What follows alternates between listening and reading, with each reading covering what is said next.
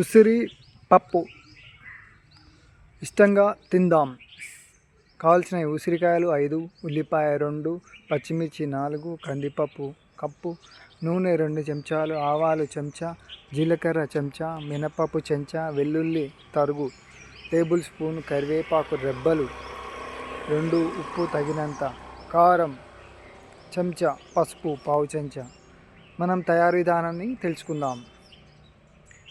Stove మీద కుక్కర్ను పెట్టి కడిగిన కందిపప్పు, కొన్ని ఉల్లిపాయ ముక్కలు, కడిగిన ఉసిరికాయలు వేసి సరిపడా నీళ్లు పోసి మూత పెట్టాలి.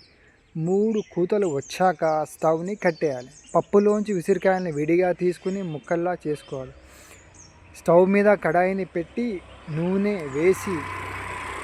నూనె వేసాక ఆవాలు, జీలకర్ర, పప్పు, వెల్లుల్లి తరుగు వేయించిన మిగిలిన ఉల్లిపాయ ముక్కలు, పచ్చిమిర్చి తరుగు, కరివేపాకు వేయాలి. ఇప్పుడు ఉసిరికాయ ముక్కలు, తగినంత ఉప్పు, పసుపు, కారం వేసి కలపాలి. ఈ మిశ్రమం బాగా వేగాక పప్పులో వేసి కలిపి మరో 5 నిమిషాలు ఉడికిస్తే చాలు. Bye friends, take care, have a good day, keep smiling.